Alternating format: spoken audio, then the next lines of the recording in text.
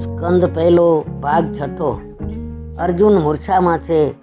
આ ઘોડાઓ રથને ખાડામાં લઈ જાય તો અર્જુનને શું થાય? તેથી એક સ્વરૂપે રથમાં રહ્યા, જે સ્વરૂપે રથમાં હતા તે સ્વરૂપે અસ્ત્ર શસ્ત્ર લીધું નથી. ભીષ્મ એટલે ભયંકર. ભયંકર કોણ? મન એ ભયંકર છે.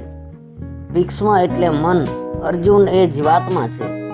મન આવેશમાં આવે ત્યારે સંકલ્પ વિકલ્પ રૂપી બાણ મારે છે, એટલે જીવ અર્જુન ઘાયલ થાય છે. તેને મૂર્છા આવે છે. પછી ભગવાન સુદર્શન ચક્ર લઈ અને મનને મારવા જાય છે. ત્યારે મન શાંત થાય છે, એટલે કે આ જીવ પરમાત્માને શરણે જાય. ત્યારે પરમાત્મા આ મનને શાંત કરે છે.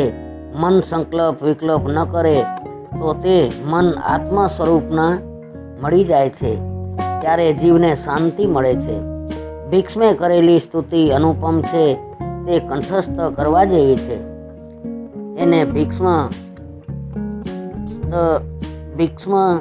ત્વરાજ સ્ત્રોત્ર પણ કહે છે. તે પછી ભીષ્મ ઉત્તરાયણમાં દેહ છોડે છે. ભીષ્માચાર્ય ભાગવત સ્વરૂપમાં લીન થાય છે. ઉત્તરાયણ મરણ એટલે જ્ઞાનની અથવા ભક્તિની ઉત્તરાવસ્થામાં પરિપક્વ દશામાં મરણ. બાકી ઘણા પાપીઓ ઉત્તરાયણમાં મરણ પામે છે. તેઓ સદગતિ પામતા નથી. ઘણા યોગ્યો દક્ષિણાયમાં મરણ પામે છે. તેઓને દુર્ગતિ થતી નથી. દક્ષિણ દિશામાં યમપુરી છે. નરકલોક છે. નરકલોક એટલે અંધકાર. પરમાત્માનું જેને અજ્ઞાન છે, પરમાત્માનો અનુભવ કર્યા વગર જે મરે છે તેનું દક્ષિણાયમાં મરણ થયું કહેવાય. સંતોનો જન્મ આપણી જેમ સાધારણ હોય છે, પણ મૃત્યુ મંગલમય હોય છે. ભીષ્મ મહાજ્ઞાની હતા, તેમ છતાં પ્રભુ પ્રેમમાં તન્મય થઈ અને મર્યા છે. તે બતાવે છે કે ભક્તિ શ્રેષ્ઠ છે. મરણ કોનું સુધર્યું? જેના મરણ વખતે દેવો વાજા વગાડે તેનું ભીષ્મના પ્રયાણ વખતે દેવો વાજા વગાડે છે. માટે કરણી એવી કરો કે તમે આવ્યા ત્યારે દુનિયા હસી હતી અને તમે રોયા હતા, પણ તમે જાઓ ત્યારે તમે હસો અને દુનિયા રડે. માનવ જીવનની છેલ્લી પરીક્ષા મૃત્યુ છે. જેનું જીવન સુધરે છે એનું મૃત્યુ સુધરે છે. જેનું મૃત્યુ બગડ્યું એનું જીવન બગડ્યું. પ્રતિ ક્ષણનો જે સદુપયોગ કરશે તેનું મૃત્યુ સુધરશે. કણનો અને ક્ષણનો દુરુપયોગ ન કરો. કણનો દુરુપયોગ કરે એ દરિદ્રી થાય છે, અને ક્ષણનો દુરુપયોગ કરે તેનું જીવન બગડે છે. પ્રતિદિન સંયમને વધારો. સંયમ વધારી પ્રભુના સતત સ્મરણની આદત પડે તો મરણ સુધરે. અંતકાળનો સમય બહુ કઠણ છે. આખું જીવન જેની પાછળ જશે તે જ અંતકાળે યાદ આવશે. મનુષ્ય પ્રયત્ન વિના ઈશ્વર કૃપા કરતા નથી. આખું જીવન જે ભાગવત સ્મરણ કરશે તે કદાચ અંતકાળે ભગવાનને ભૂલી જાય તો પણ ભગવાન તેને યાદ કરશે. સત્કર્મ વ્યર્થ જવાનું નથી. મારો ભક્ત મને ભૂલે પણ હું નહીં ભૂલું, એ ભગવાનનો કોલ છે. ભીષ્મ દાદાના મરણથી યુધિષ્ઠિરને દુઃખ થયું, પરંતુ દાદાને સદગતિ મળી તેથી તેમને આનંદ થયો. ધર્મરાજા યુધિષ્ઠિર ગાદી ઉપર વિરાજ્યા છે. ધર્મરાજાના રાજ્યમાં દુકાળ નથી, અતિવૃષ્ટિ નથી, અનાવૃષ્ટિ નથી. ધર્મરાજાના પવિત્ર રાજ્યમાં કોઈ મૂર્ખ નથી, કોઈને રોગ નથી. બધા ધર્મની મર્યાદાનું પાલન કરે છે. અનેક જન્મોની ભોગ વાસના મનમાં છે, તેનો જલ્દી ત્યાગ થઈ શકતો નથી. પરંતુ વિવેક ભોગવે તે અંતકાળ સુધી ઇન્દ્રિય સાજી રહે. ધર્મની મર્યાદામાં રહી મનુષ્ય અર્થ કામ ભોગવે તો દુઃખી થાય છે. સદાચાર અને સંયમ નહીં વધારો તો સંપત્તિ પણ આનંદ નહીં આપે. મનને એકદમ સંકલ્પ રહિત કરવું કઠણ છે. માટે પવિત્ર સંકલ્પ કરો અને પરમાત્માના ચરણનો દઢ આશ્ચર્ય કરો.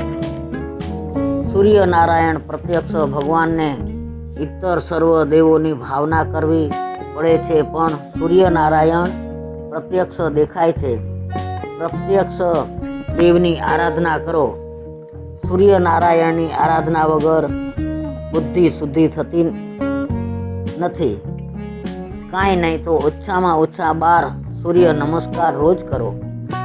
મારા શ્રી કૃષ્ણ સૂર્યનારાયણમાં છે, કારણ કે ભગવાને ગીતામાં કહ્યું છે કે જ્યોતિમાં હું સૂર્ય છું. સૂર્યનારાયણની ઉપાસના કરનારો કદી દરિદ્રી થતો નથી. યુધિષ્ઠિર સૂર્યની ઉપાસના કરતા સૂર્યદેવે યુધિષ્ઠિરને અક્ષય પાત્ર આપ્યું હતું. રામજીને સૂર્ય શક્તિ આપી ત્યારે તેઓ રાવણને મારી શક્યા. રામજીએ આદર્શ બતાવ્યો છે, ઈશ્વર છું છતાં સૂર્યનારાયણની આરાધના કરું છું. નીતિ વગરનો ધર્મ વિરુદ્ધ છે. અર્થોપાર્જન કરવું એ ધર્મ છે, પણ અર્થ ધર્માનુકૂળ હોવો જોઈએ. અર્થને ધર્મની મર્યાદા ન હોય તો એ માયાનું સ્વરૂપ બને છે અને તે અનર્થ કરે છે. ધર્મરાજાના પવિત્ર રાજ્યમાં કોઈના ઘરમાં ઝઘડો ન હતો. પુત્ર માતા પિતાની આજ્ઞામાં રહેતો. તે વખતે રાજા ધર્મનિષ્ઠ હોવાથી પ્રજા પણ ધર્મનિષ્ઠ હતી. યુધિષ્ઠિરને ગાદીએ બેસાડી અને શ્રી કૃષ્ણ દ્વારિકા પધારે છે. દ્વારિકાના લોકો રથયાત્રાના દર્શન કરે છે. રથમાં વિરાજેલા દ્વારિકાનાથના દર્શન રોજ કરો. શંખ ચક્ર ગદા પદ્મ હાથમાં છે. સોનાનો રથ છે. આ શરીર રથમાં શ્રી કૃષ્ણને નિહાળો. ભક્તો હૃદય સિંહાસન ઉપર પરમાત્માને પધરાવી તેના દર્શન કરે છે. જ્ઞાનીઓ સમાધિમાં બ્રહ્મના દર્શન કરે છે. દ્વારિકાધીશ દ્વારિકામાં પધારે છે. સર્વને શ્રી કૃષ્ણ દર્શનની આતુરતા છે. ભગવાનને અનેક સ્વરૂપો ધારણ કરી એકી સાથે 16,000 રાણીઓના મહેલમાં પ્રવેશ કર્યો. ભગવાન બોલવામાં ચતુર છે. દરેકને કહે તારે ત્યાં પહેલા આવ્યો છું. રાણીઓમાં બીજે દિવસે પ્રેમનો ઝઘડો થયો. ભગવાનની આ દિવ્ય લીલા છે. તે વખતે કામદેવ લડવા આવ્યા છે. રાસલીલામાં કામદેવની હાર થઈ હતી, પણ કહે છે કે તે વખતે શ્રી કૃષ્ણ બાળક હતા, તેથી હું હાર્યો. અહીં દ્વારિકામાં હું જીતવાનો હાવભાવથી રાણીઓને શ્રી કૃષ્ણને પ્રસન્ન કરવા પ્રયત્ન કર્યો, પણ શ્રી કૃષ્ણ અજેય રહ્યા. જંગલમાં વૃક્ષને નીચે બેસી કામને મારે તે સામાન્ય છે, પરંતુ અનેક રાણીઓ વચ્ચે રહી અને કામને જીતે તે પરમાત્મા છે. શ્રી કૃષ્ણનું ચિંતન મનન કરનારને કામ ત્રાસ આપી શકે નહીં, તો શ્રી કૃષ્ણને કામ શું ત્રાસ આપી શકવાનો હતો? ઈશ્વર તે એ કે જે કોઈ દિવસ આધીન થતો નથી. કામને આધીન થાય તે જીવ કામદેવે હાર કબૂલી. શ્રી કૃષ્ણ યોગેશ્વર છે. શંકર યોગેશ્વર છે. પૂર્ણ પ્રવૃત્તિ ધર્મમાં રહી અને પ્રવૃત્તિમાં લેપાય નહીં. આસક્ત ન બને તે યોગેશ્વર. સંપૂર્ણ નિવૃત્તિમાં રહી સ્વ સ્વરૂપમાં સ્થિર રહે તે યોગેશ્વર.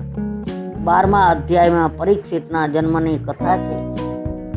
પુત્રાને ત્યાં બાળક થયો. તે ચારેય તરફ જોવા લાગ્યો કે માના પેટમાં પણ મને ચતુર્ભુજ સ્વરૂપે જે પુરુષ દેખાતા હતા તે ક્યાં છે? પરીક્ષિત ભાગ્યશાળી છે કે જેનું માતાના ગર્ભમાં પરમાત્માના દર્શન થયા. તેથી પરીક્ષિત મહારાજ ઉત્તમ શ્રોતા છે. યુધિષ્ઠિરે બ્રાહ્મણોને પૂછ્યું કે બાળક કેવો થશે? ત્યારે બ્રાહ્મણોએ કહ્યું સર્વ ગ્રહો દિવ્ય પડ્યા છે. એક મૃત્યુ સ્થાન જરા બગડેલું છે. એનું મૃત્યુ સર્પદંશથી થશે. ધર્મરાજાને આ સાંભળી દુઃખ થયું. મારા વંશનો દીકરો અને તે સર્પદંશથી તેનું મૃત્યુ પામે તે યોગ્ય નથી. ત્યારે બ્રાહ્મણોએ આશ્વાસન આપ્યું સર્પદંશથી તેનું મૃત્યુ ભલે થશે, પણ તેને સદગતિ મળશે. તેના બીજા ગ્રહો સારા છે. તે ગ્રહો જોતા લાગે છે કે આ જીવાત્માનો છેલ્લો જન્મ છે. 9મા સ્કંધમાં સ્વગ્રહે ઉચ્ચ ક્ષેત્રનો બૃહસ્પતિ હોય તે ધર્માત્મા બને છે. પરીક્ષિત ધીમે ધીમે મોટો થાય છે. ધર્મરાજા ગાદી ઉપર વિરાજ્યા છે. વિદુર કાકા પધાર્યા છે. ધર્મરાજા વિદુરજીનું સ્વાગત કરે છે. વિદુર કાકા માન લેવા આવ્યા ન હતા. તેઓ તો ધર્મરાજા યુધિષ્ઠિરને આશરે પડેલા પોતાના ભાઈ ધૃતરાષ્ટ્રને એ બંધનમાંથી છોડાવવા આવ્યા હતા. 36 વર્ષ તીર્થયાત્રા કરીને આવ્યા હતા. શાસ્ત્રમાં તીર્થયાત્રાનું ઝાઝું મહત્વ નથી. સહજ અવસ્થામાં ઉત્તમ ધ્યાન ધારણ, મધ્યમ મૂર્તિ પૂજા અધમ અને તીર્થયાત્રા તો અધમ. તેનું કારણ એ કે યાત્રામાં ઈશ્વરનું નિયમથી ધ્યાન થતું નથી. સત્કર્મ પણ નિયમપૂર્વક થતું નથી. ઘર કરતાં વધારે સત્કર્મ તીર્થયાત્રામાં ન થાય તો તીર્થયાત્રા શા ખપની.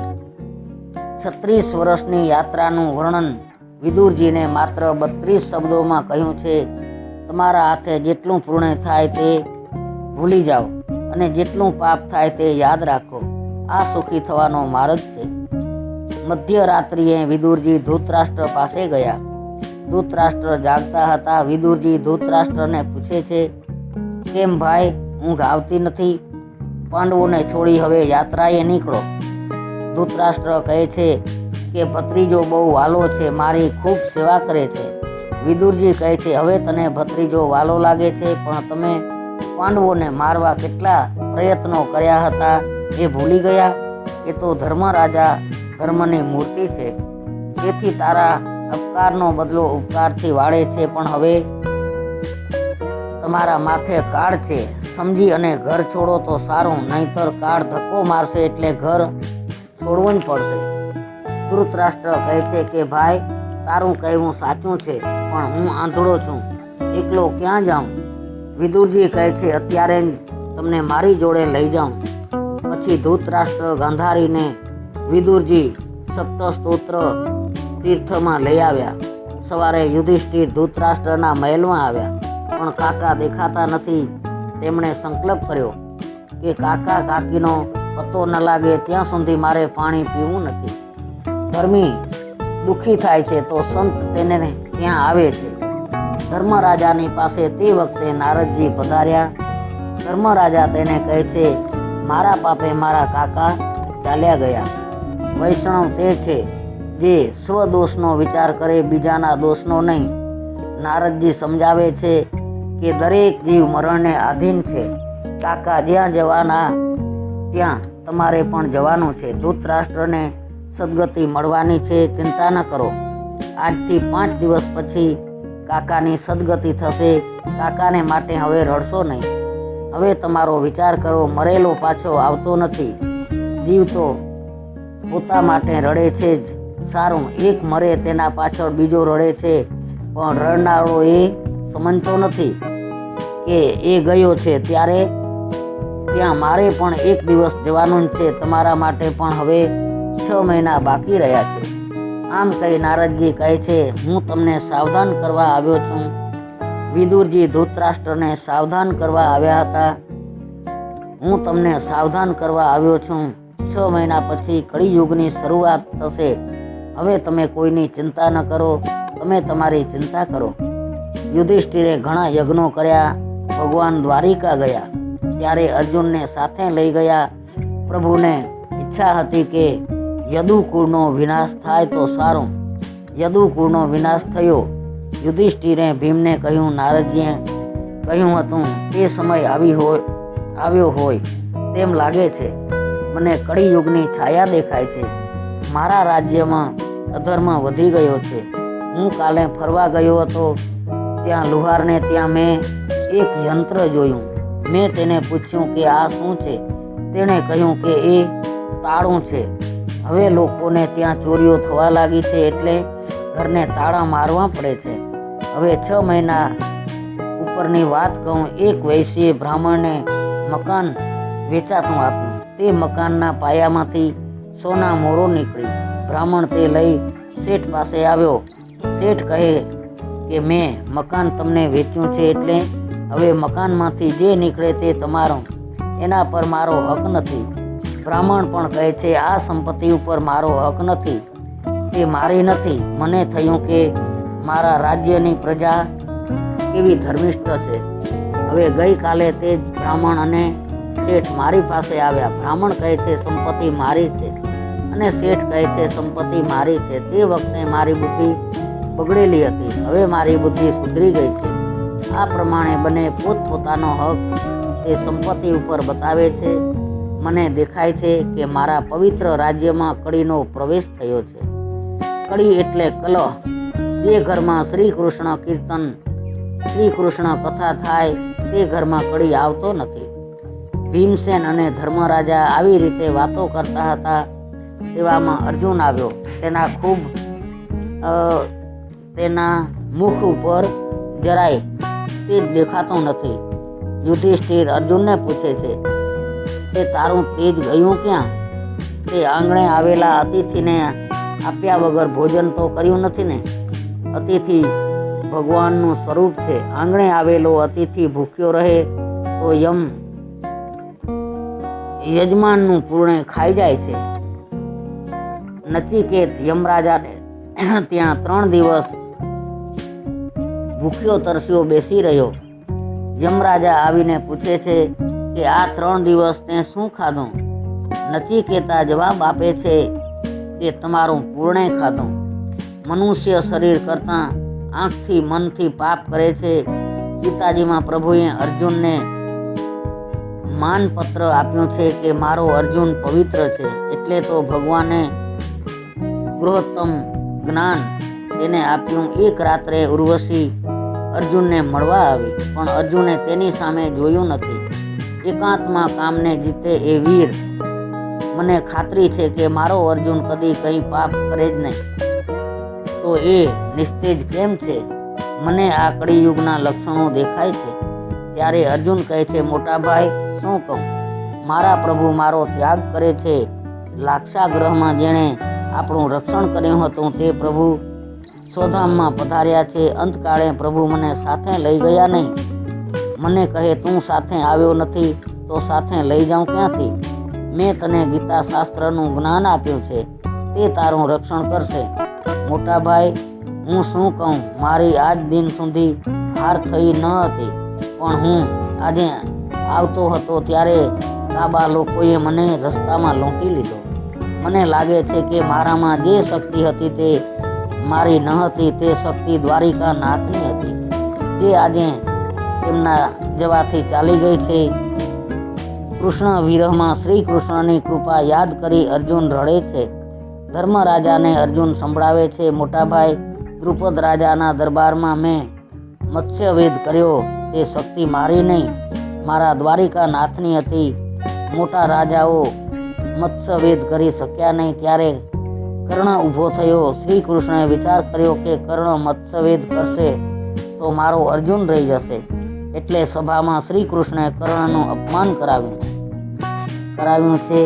શ્રી કૃષ્ણએ એક દાસીને દ્રૌપદી પાસે મોકલી દ્રૌપદીને કહ્યું કે હું હીન જાતિના કર્ણ સાથે લગ્ન નહીં કરું. મોટાભાઈ મને હિંમત ન હતી, પણ મારા શ્રી કૃષ્ણ મને જોતા હતા.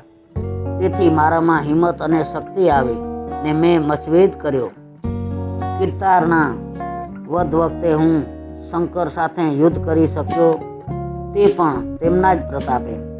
આપણે જ સંસારમાં સ્વચ્છ વેદ કરવાનો છે. મનરૂપી માછલો સંસારમાં ફરે છે, તેને વિવેકરૂપી બાણ મારો. જેને દ્રૌપદી મળે તેના ભગવાન સારથી થાય છે. દ્રૌપદી એ શ્રી કૃષ્ણ ભક્તિ છે. મનને ન મારો ત્યાં સુધી શ્રી કૃષ્ણ ભક્તિ મળશે નહીં. માટે મનને ગમે તે કરશો નહીં. મન માગે તે આપશો નહીં, તો ધીરે ધીરે મન કાબૂમાં આવશે. આજ સુધી મોજ શોખ ભોગમાં પાપમાં કેટલું વાપર્યું તેનો હિસાબ જીવ કરતો નથી. પણ બ્રાહ્મણને કંઈ આપ્યું હોય તો યાદ રાખે છે. 1000 રૂપિયા દક્ષિણા આપી છે. અંતકાળે જીવ ચિંતા કરે છે, મારી છોકરીનું શું થશે, મારા ભાણાભાઈનું શું થશે, પણ તારું શું થશે તેનો વિચાર કરને ભાઈ.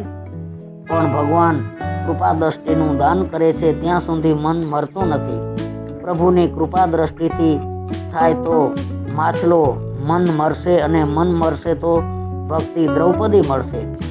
પરમાત્મા કૃપા દ્રષ્ટિથી નિહાળે ત્યારે જ જીવ મનને મારી શકે છે.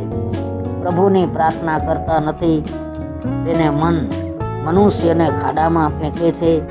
અર્જુનને શ્રી કૃષ્ણના અનેક ઉપકારો યાદ આવે છે. ફરી ફરી તે કહે છે, મોટાભાઈ, કુરુક્ષેત્રમાં તેમણે મને ગીતાનો ઉપદેશ કર્યો. મોટાભાઈ, એમણે એક વખત માગવાનું કહ્યું ત્યારે મેં માગ્યું કે યુદ્ધમાં મારી જીત થાય.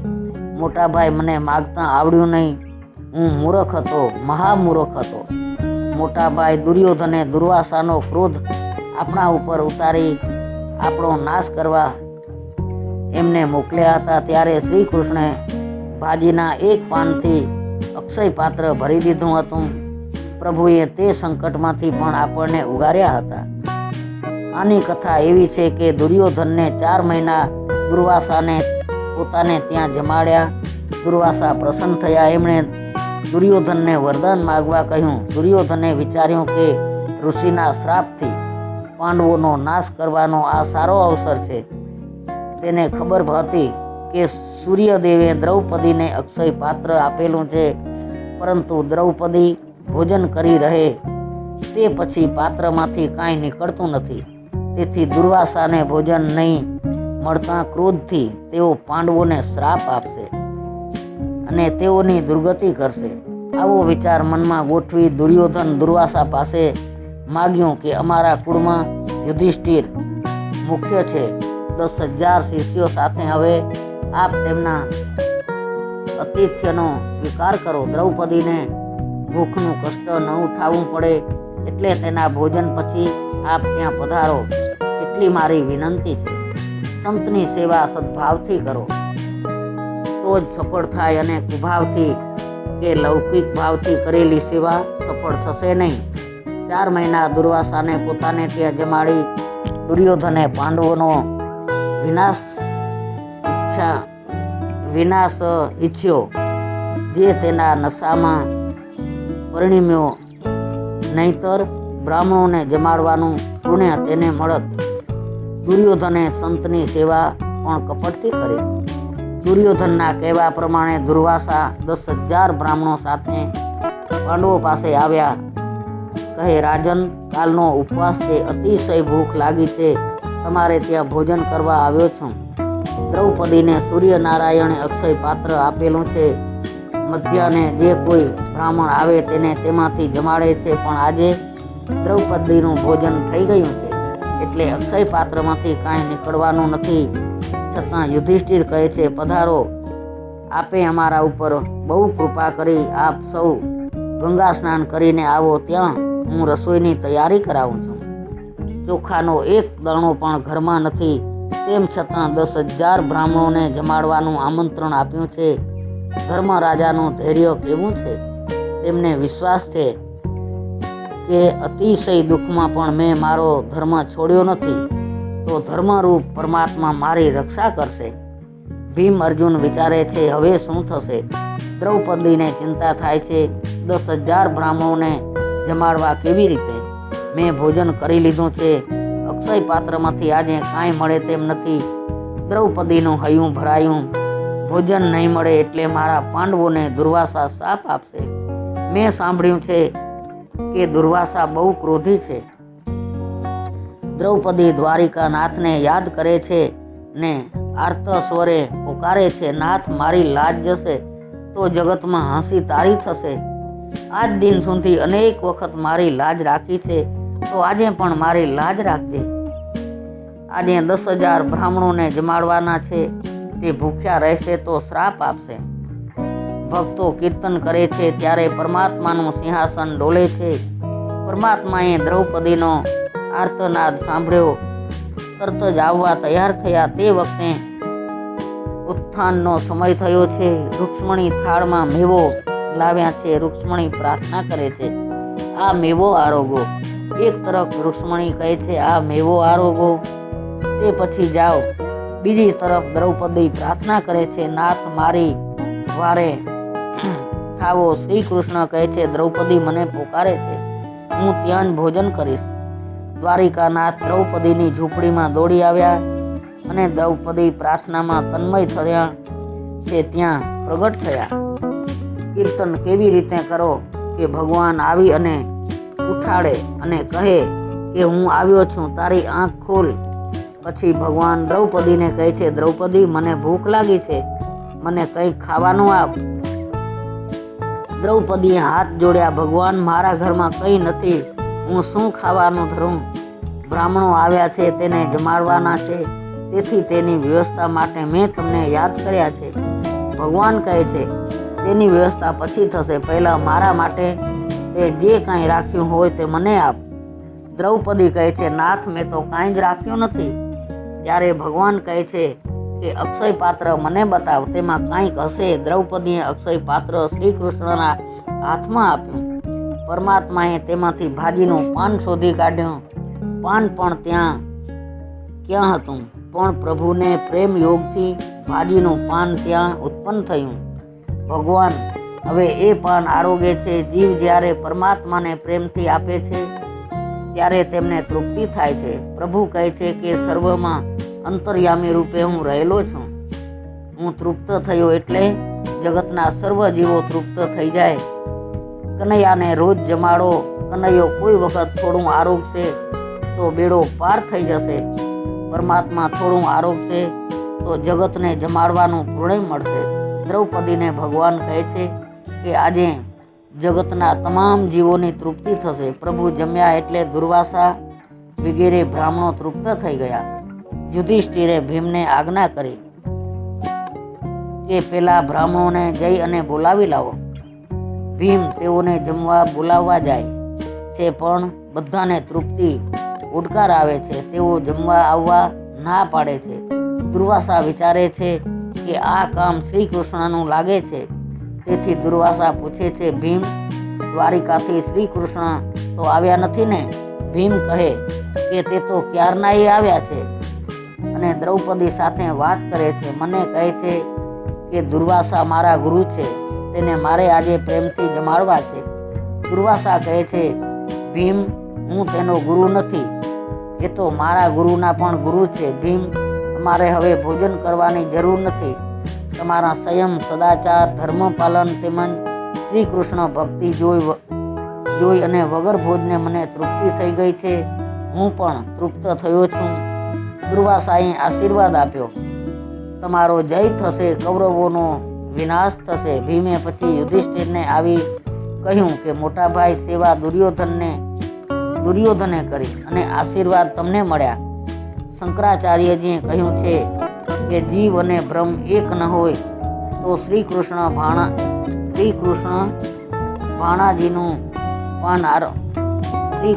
ભાજીનું પાન આરોગ્ય તેનું દુર્વાસાને તૃપ્તિ કેમ થાય?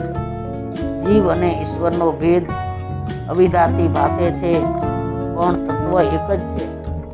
ભગવાન સ્વધામ ગમનની અને યદુવંશના વિનાશની વાત સાંભળી યુધિષ્ઠિરે સ્વર્ગારોહણનો નિશ્ચય કર્યો. તેમણે પરીક્ષિતને રાજ્ય ગાદી સોંપી દીધી.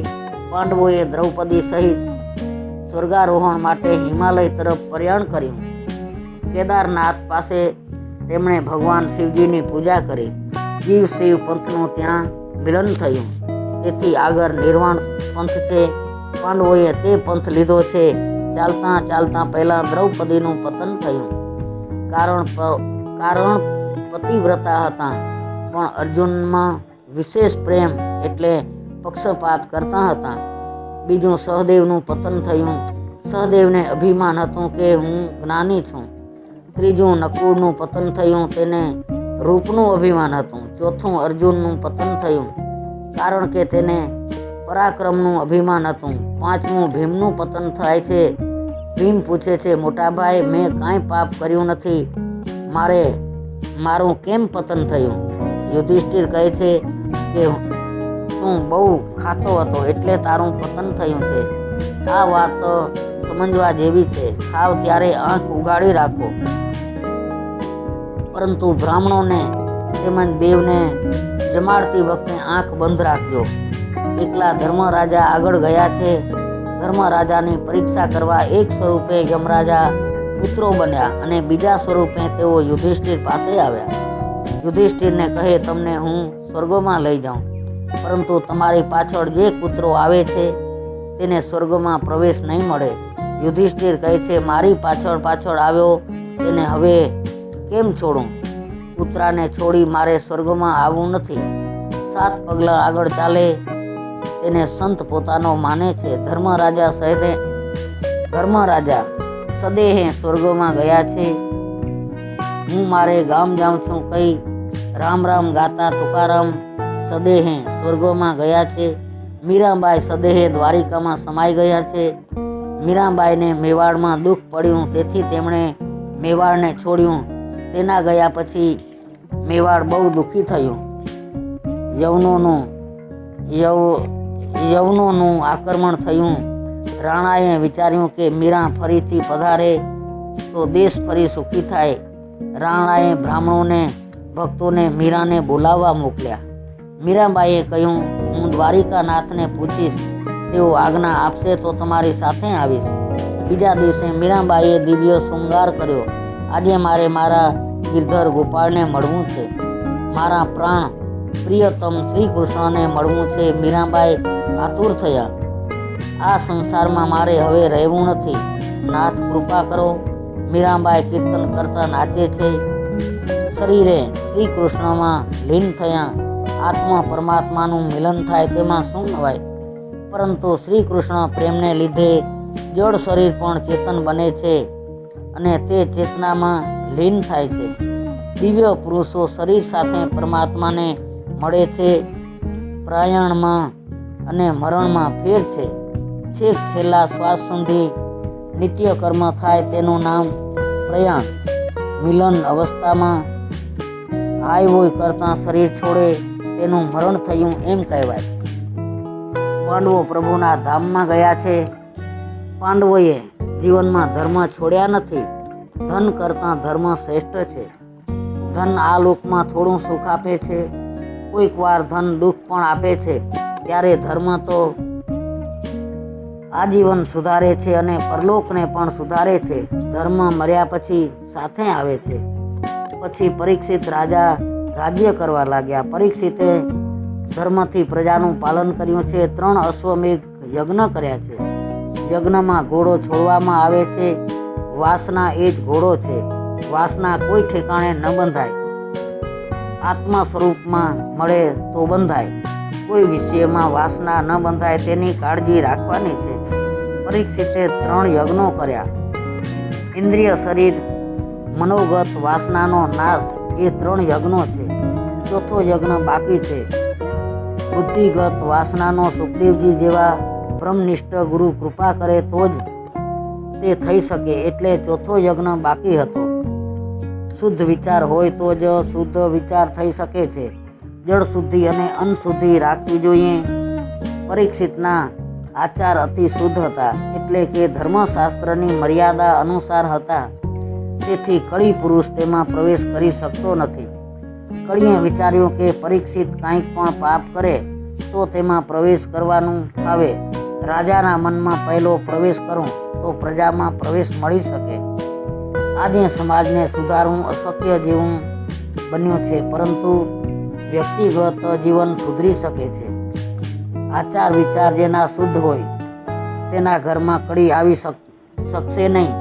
જેના ઘરમાં નિત્ય શ્રી કૃષ્ણ કીર્તન, શ્રી કૃષ્ણ સેવા થતા હોય તેના ઘરમાં કળી પ્રવેશ કરી શકતો નથી. આચાર ધર્મ જે છોડે છે તેના વિચાર શુદ્ધ રહેતા નથી. ધર્મ એ પિતા છે, ધર્મ એ મા છે. પત્નીની પસંદગી હોય, માની પસંદગી હોય નહીં. ધર્મ બદલી ન શકાય. વર્ણાશ્રમ ધર્મનું પાલન કરવાથી આચાર શુદ્ધ બને છે. ગાયની સેવા ખૂબ કરવી. ગાય ઘાસ ખાય છે અને આપે છે દૂધ. જો ભગવાનને સંપત્તિ આપી હોય તો ગાય રાખજો. આજકાલ પૈસા મળે એટલે લોકો કૂતરા પાળે છે. કૂતરાનો અનાદર ન કરવો, પણ મર્યાદા મૂકી એની સાથે વધારે પ્રેમ પણ ન કરવો. કૂતરો આંગણે આવે તો તેને રોટલો નાખવો એ ધર્મ છે. કેટલાક કૂતરાને લઈ અને મોટરમાં ફરવા નીકળે છે. આપણાથી બીજું કાંઈ કહેવાય નહીં, પણ આ બીજા જન્મમાં કૂતરા થવાની તૈયારી છે.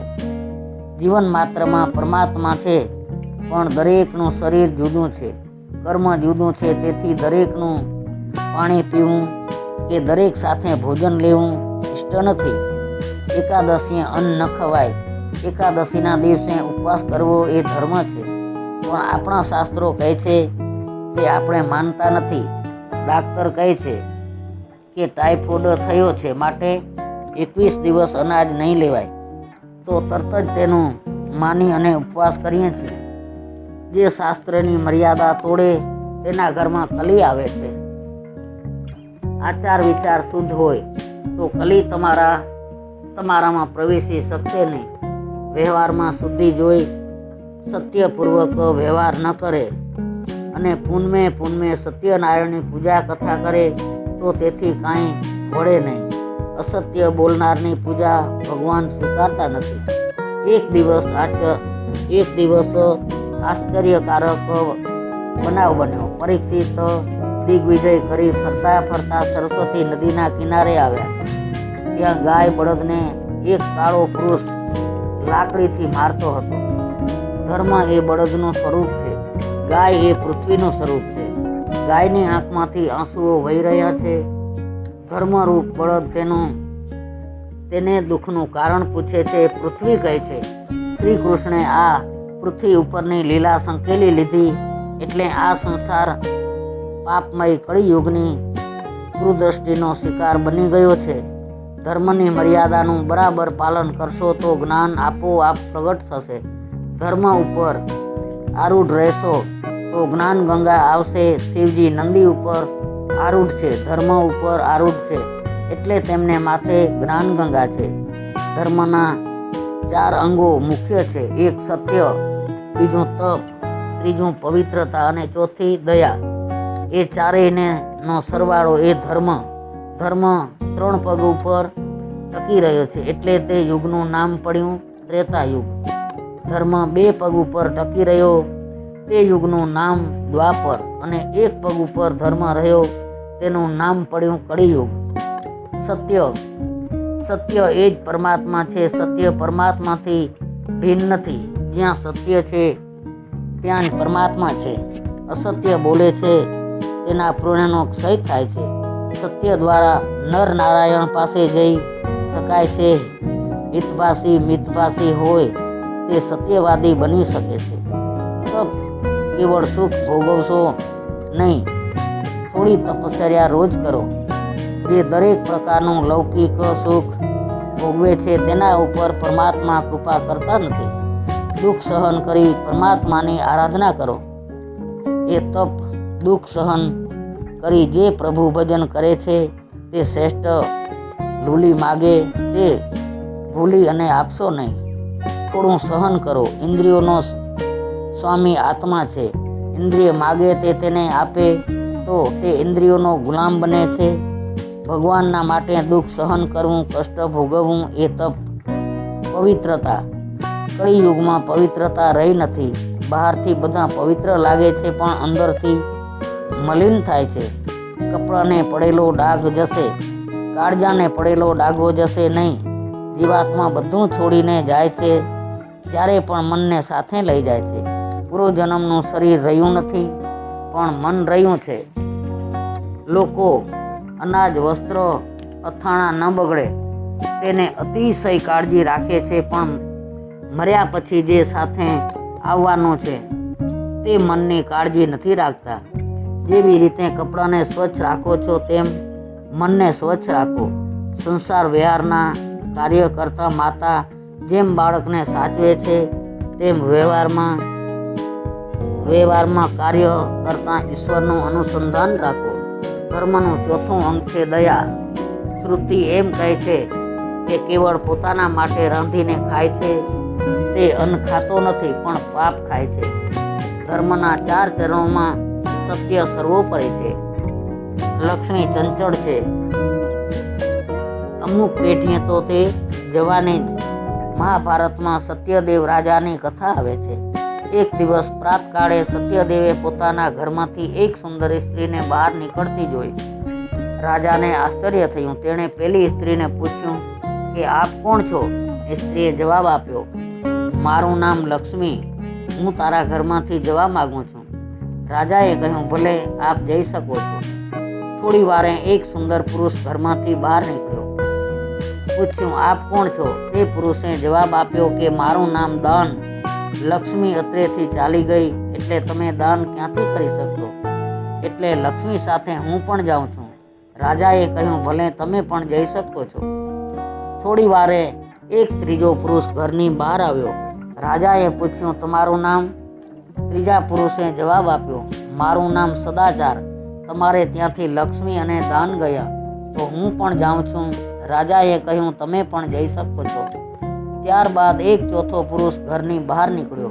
પૂછ્યું, આપ કોણ છો? તે પુરુષે જવાબ આપ્યો, મારું નામ યશ છે. તમારે ત્યાંથી લક્ષ્મી, દાન અને સદાચાર ચાલ્યા ગયા તો અત્રે ત્રણેય વિના હું અત્રે કેવી રીતે રહી શકું?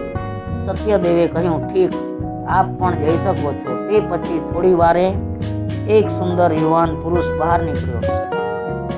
તમે કોણ છો? તમારું નામ શું? તે પુરુષે જવાબ આપ્યો, મારું નામ સત્ય. તારા ઘરમાંથી લક્ષ્મી, દાન, સદાચાર, યશ ચાલ્યા ગયા તો હું પણ તેઓની સાથે જઈશ. ત્યારે સત્યદેવે કહ્યું કે મેં તમને કોઈ દિવસ છોડ્યા નથી. તમે મને શા માટે છોડીને જાઓ છો? મને તમારી જ ખાતર તો મેં સગડા લક્ષ્મી, યશ વગેરેનો ત્યાગ કર્યો. તમને હું નહીં જવા દઉં. સત્ય ન જઈ શક્યું. તે રહી ગયું એટલે યશ, સદાચાર, દાન, લક્ષ્મી પરત આવ્યા. જ્યાં સત્ય હોય ત્યાં આ બધાને આવવું જ પડે. સત્ય વગરની કીર્તિ, સદાચાર, દાન, લક્ષ્મી શું કામના? માટે સત્ય એ જ સર્વસ્વ છે. ઉપર પૈકીના પહેલા 4 સંપત્તિ, દાન, સદાચાર, યશ જાય તો જવા દેજો, ગભરાશો નહીં. પણ સત્ય ન જવું જોઈએ. જો સત્ય રહેશે તો તેઓને તમારે ત્યાં આવવા વગર છૂટકો જ નથી. સત્ય, તપ, દયા, પવિત્રતા આ 4 તત્વોનો સમન્વય ધર્મ છે. આ પવિત્રતા ગયા અને કળિયુગમાં એક દાન જ પ્રધાન છે. કળિયુગમાં દયાદાન ઉપર એક પગ ઉપર ધર્મ ટક્યો છે. પરીક્ષિતે એક પગ ઉપર ઉભેલા બળદને જોયો. તેમણે જોયું તો એક શૂદ્ર હાથમાં લાકડી લઈને બળદને મારતો હતો. તે બળદ એક જ પગ ઉપર ઊભો હોવાથી દુઃખી હતો. રાજાએ પૂછ્યું, તારા ચરણ ક્યાં? કોણ પગ કાપી તને દુઃખી કર્યો છે? ત્યારે ધર્મરૂપી બળદ કહે છે કે રાજન, મને કોણ દુઃખ આપે છે તે કેમ કહેવું? કેટલાક માને છે કે કાળ દુઃખ આપે છે, કેટલાક માને છે કે ધર્મ દુઃખ આપે છે, કેટલાક માને છે કે સ્વભાવ દુઃખ આપે છે. કાળ, કર્મ અને સ્વભાવ જીવને દુઃખ આપે છે. રાજા, હવે અમારા દુઃખના કારણનો તમે વિચાર કરો. રાજા સમજી ગયો, આ શુદ્ધ પુરુષ છે, કળી છે. ગાય બ્રાહ્મણને ત્રાસ આપે છે એ જ કળી છે. રાજા કળીને મારવા તૈયાર થયો. કળી પરીક્ષિત રાજાને શરણે આવ્યો. કળીએ પરીક્ષિતના ચરણને સ્પર્શ કર્યો. પુણ્યશાળીના સ્પર્શથી પવિત્ર પરમાણુ અને પાપીના સ્પર્શથી પાપના પરમાણુઓ આપણા શરીરમાં દાખલ થાય છે. કળીએ પરીક્ષિતને સ્પર્શ કર્યો એટલે પરીક્ષિતની બુદ્ધિમાં વિકાર આવ્યો. દુષ્ટને મારવો એ રાજાનો ધર્મ છે. તેમ છતાં દુષ્ટ કળી ઉપર રાજા દયા બતાવે છે. પરીક્ષિત કાળને કહે છે, તમે શરણાગતને હું મારતો નથી, પણ મારું રાજ્ય છોડીને તું ચાલ્યો જા. કળી પ્રાર્થના કરે છે કે મને રહેવા કોઈ સ્થાન આપો. પરીક્ષિતને 4 ઠેકાણે રહેવા કળીને જગ્યા આપી. જુગાર, મદિરાપાન, સ્ત્રી સંગ અને હિંસા આ 4 સ્થાનોમાં અસત્ય, મદ, આસક્તિ અને નિર્દયતા એમ 4 પ્રકારના અધર્મો રહે છે. જુગારના સટ્ટાનો પૈસો જેના ઘરમાં આવે તેના ઘરમાં કળી આવે છે. સટ્ટો એ જીવનનો બટ્ટો છે. કેટલાક જુગારથી ધન મેળવી અને દાન કરે છે, પણ એથી ધનની શુદ્ધિ થતી નથી.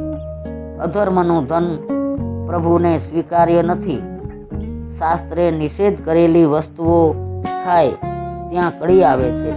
જે બુદ્ધિપૂર્વક હિંસા કરે ત્યાં કળી આવે છે. આ 4 સ્થાનો આપ્યા છતાં કળી પુરુષને સંતોષ થતો નથી.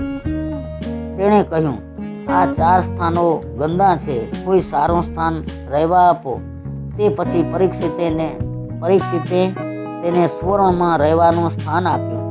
સોનામાં કળીનો નિવાસ એટલે અનીતિ અને અન્યાયથી મેળવેલા ધનમાં કળી છે.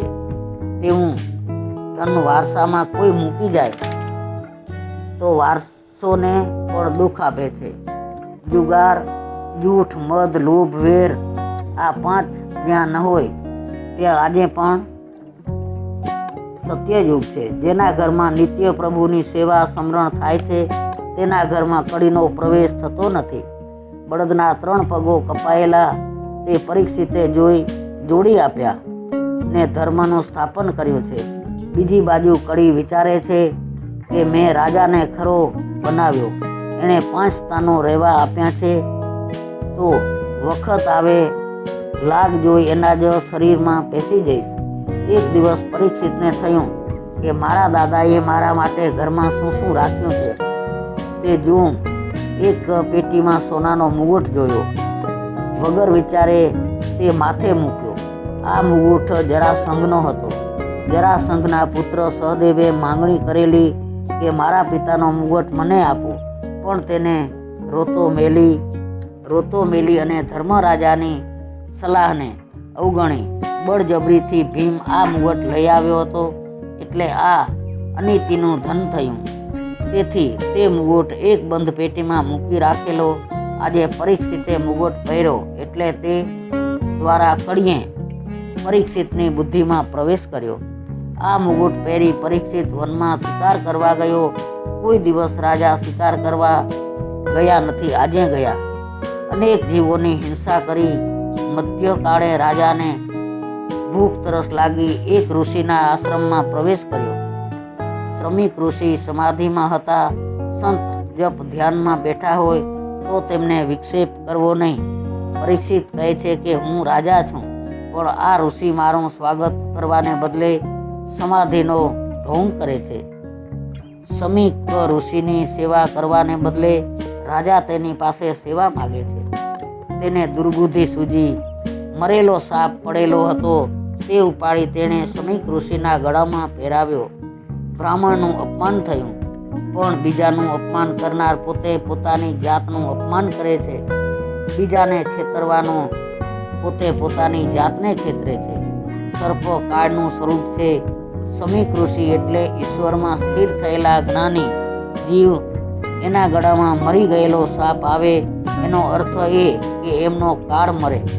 તેમને કાળ અસર કરી શકે નહીં. રાજા એટલે રજોગુણમાં ફસાયેલો વિલાસી જીવ, ભોગ પ્રધાન જીવ. તેવાના ગળામાં કાળ જીવે છે, એટલે કે જીવતો સર્પ તેના ગળામાં આવે છે. રાજાના ચાલી ગયા પછી શ્રમિક ઋષિના પુત્ર શૃંગીને આ વાતની ખબર પડી. તેને ક્રોધ ચડ્યો કે આ દુષ્ટ રાજા એમના મનમાં શું સમજે છે, હજુ જગતમાંથી ભ્રમથી જ ગયું નથી. શૃંગીએ શાપ આપ્યો. રાજાએ મારા પિતાના ગળામાં મળેલો સાપ નાખ્યો, પરંતુ આજથી 7મે દિવસે તેના ગળામાં જીવતો સાપ જશે. તેને તક્ષક નાગ કરશે. ઘરે આવી પરીક્ષિતે મુગટ માથેથી ઉતાર્યો. ત્યારે તેમની ભૂલ સમજાય. મેં આજે પાપ કર્યું, મારી બુદ્ધિ બગડી. મેં ઋષિનું અપમાન કર્યું, એણે અંજળનો ત્યાગ કર્યો. બુદ્ધિ બગડે એટલે માનવું કે કંઈક અશુભ થવાનું છે. પાપ થઈ જાય તેનો વિચાર કરી શરીરને તેની સજા કરો. જમવા પહેલાં વિચાર કરવો કે મારે હાથે કંઈ પાપ તો થયું નથી ને. જે દિવસે પાપ થયું હોય તે દિવસે ઉપવાસ કરજો. પાપ ફરી થશે નહીં. ધન્ય છે પરીક્ષિત રાજાને કે જીવનમાં એકવાર જ પાપ કર્યું છે, પણ પાપ કર્યા પછી પાણી પણ પીધું નથી. તે વખતે પરીક્ષિતે સાંભળ્યું કે મને ઋષિ કુમારનો શ્રાપ થયો છે. પરીક્ષિતે કહ્યું, સારું થયું. પરમાત્માએ મારા પાપની સજા કરી. સંસારના વિષય સુખમાં હું ફસાયેલો હતો, એટલે મને સાવધ કરવા પ્રભુએ કૃપા કરી. મારા માટે પ્રભુએ રામા અવતાર ધારણ કર્યો છે. પરીક્ષિત ઘરનો ત્યાગ કરી ગંગા કિનારે આવ્યા. ગંગા સ્નાન કર્યું, અંજળનો ત્યાગ કરી હવે ભગવાન સ્મરણ કરે છે. મોટા મોટા ઋષિઓને આ વાતની ખબર પડતા વગર આમંત્રણે તેઓ ત્યાં આવ્યા. ઋષિઓએ વિચાર્યું કે પરીક્ષિત હવે રાજા રહ્યા નથી, રાજર્ષિ બન્યા છે. રાજાના વિલાસ જીવનનો અંત આવ્યો છે એટલે ઋષિઓ રાજાને મળવા આવ્યા. પરીક્ષિત ઊભા થાય છે, એક એક ઋષિને પ્રણામ કરી પૂજા કરે છે. પરીક્ષિતે ઋષિઓ પાસે કરેલું પાપ જાહેર કર્યું. મેં પવિત્ર બ્રાહ્મણના ગળામાં સાપ નાખ્યો. હું અધર્મી છું, મારો ઉદ્ધાર કરો. મારું મરણ સુધરે તેવો ઉપાય બતાવો. મને બીક લાગે છે. મેં મરણ માટે તૈયારી કરી નથી. લોકો પાપ છુપાવે છે અને પુણ્યને જાહેર કરે છે, પણ પાપ છુપાવશો નહીં અને પુણ્યને પ્રગટ કરશો નહીં. સમાજમાં પાપ જાહેર કરવાથી પાપની આદત છૂટે છે. પરીક્ષિતે મૃત્યુની વેદનાનો વિચાર કર્યો. જન્મ મૃત્યુ દુઃખના વિચારથી પાપ છૂટે છે.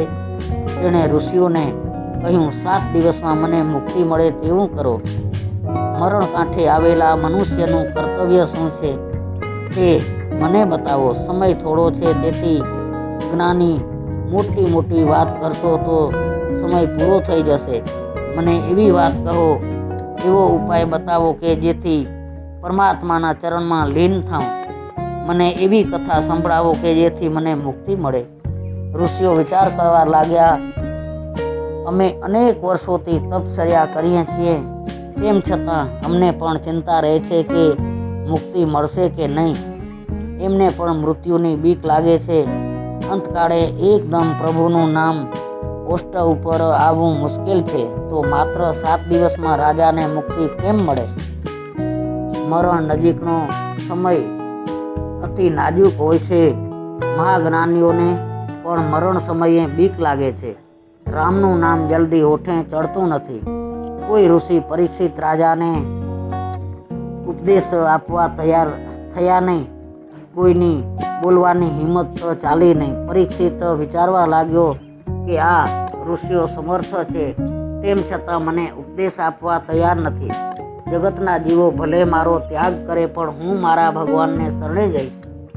ભગવાન નારાયણ કૃપા કરશે. ઈશ્વર વિના હવે મારું કોઈ નથી. પરીક્ષિતે ઈશ્વરનું શરણ લીધું અને ભગવાનની સ્તુતિ કરી. દ્વારિકાનાથને યાદ કર્યા. કહે, હે પ્રભુ, મેં કાંઈ સત્ય કર્મ કર્યું નથી. આ બ્રાહ્મણ મને ઉપદેશ આપવા તૈયાર નથી, કારણ હું અધર્મી છું. પણ મને શ્રદ્ધા છે કે જે પરમાત્માને બ્રહ્માસ્ત્રથી ગર્ભમાં મારું રક્ષણ કર્યું તે મારું રક્ષણ જરૂર કરશે. હું પાપી છું, દુષ્ટ છું, નિર્દય પણ ભગવાનનો છું. નાથ તમારો છું, બીજા કોઈનો નથી. હે દ્વારિકાનાથ, હું આપને શરણે આવ્યો છું. આપે મારો જન્મ સુધાર્યો છે, તો હવે મરણ સુધારો. પરમાત્માએ સુખદેવજીને પ્રેરણા કરી કે ત્યાં પધારો, ચેલો લાયક છે. પરીક્ષિતનો જન્મ સુધારવા દ્વારિકાનાથ પોતે આવેલા, પરંતુ મુક્તિ આપવાનો અધિકાર શિવજીનો છે. એટલે પરીક્ષિતનું મરણ સુધારવા ભગવાને શિવજીને કહ્યું. એટલે શિવજીના અવતાર સુખદેવજી ત્યાં પધારે છે. વાસનાનું વસ્ત્ર પડી ગયું હતું. સુખદેવજી દિગંબર છે. 16 વર્ષની અવસ્થા છે.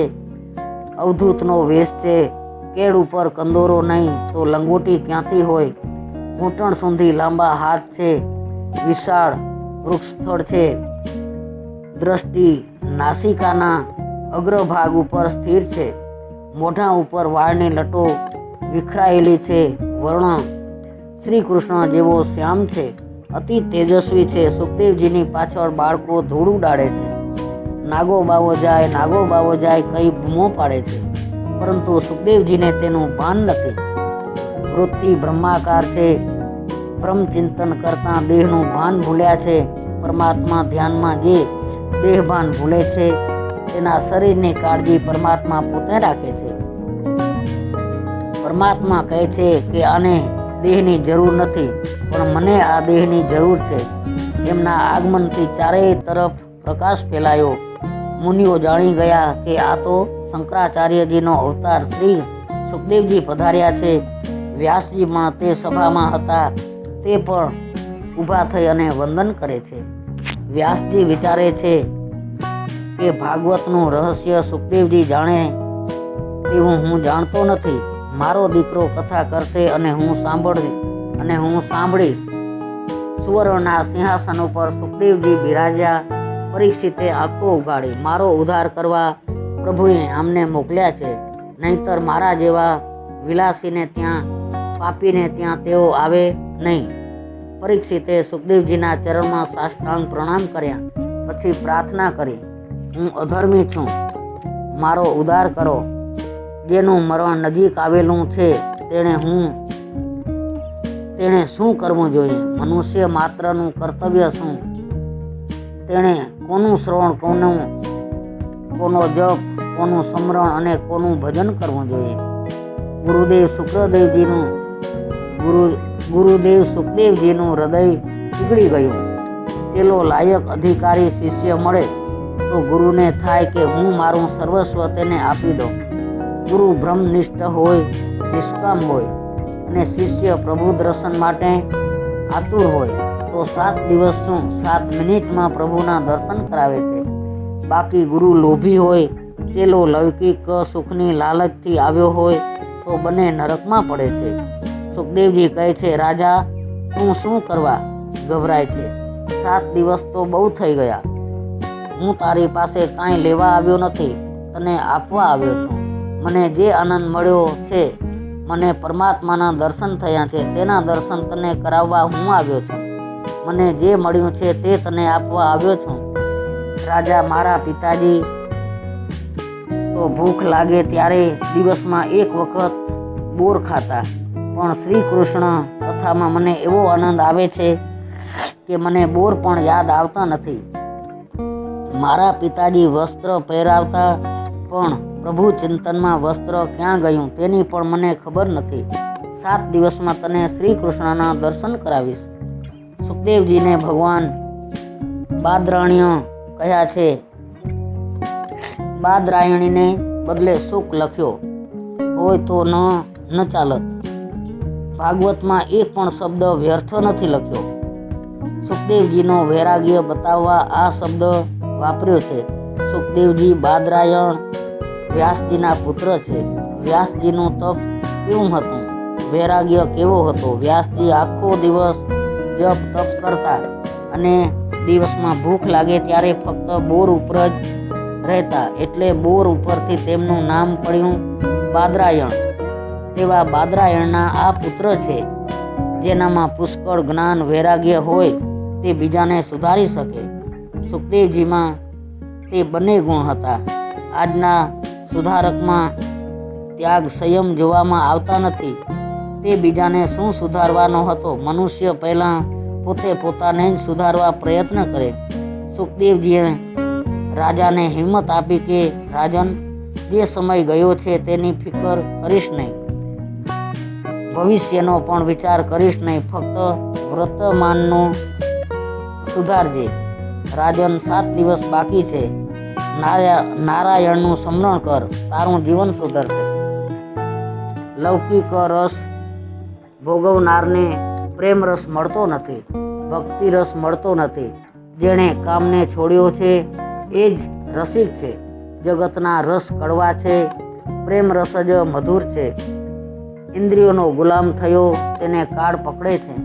સુખદેવજી પરીક્ષિતને આશ્વાસન આપે છે કે તારે હજી જીવવાના 7 દિવસ બાકી છે, પછી ચિંતા શું છે? ભગવાનના નામમાં એવી શક્તિ છે કે એક પળમાં માણસનો મોક્ષ કરે. તો અહીં તો હજી 7 દિવસ છે. તું ચિંતા છોડ. તારા પર તો પ્રભુની પરમ કૃપા છે. તને ગર્ભાવસ્થામાં પ્રભુએ દર્શન દીધા હતા અને હવે મૃત્યુની પળની પણ તને અગાઉથી ખબર પડી છે. પરમાત્મા તારું કલ્યાણ કરશે જ, અને તારા નિમિત્તે જગત માત્રના જીવો જે ભક્તિમય બનશે તેમનું કલ્યાણ થશે જ. પ્રાણી માત્રનું ગર્ભાવસ્થામાં પરમાત્મા રક્ષણ કરે છે, પછી જુવાનીમાં જીવ એ ભૂલી જાય છે એટલે માર ખાય છે. માનવીને માર પડે છે ત્યારે અક્કલ આવે છે, ત્યારે તે રડે છે. પણ જીવ જો પરમાત્મા માટે રડે તો એનો બેડો પાર થઈ જાય છે. પરમાત્મા માટે રડવું પણ અપૂર્વ શાંતિ આપનારું છે. હે રાજા, તું ધન્ય છે કે આજે પરમાત્માનું સ્મરણ થયું છે.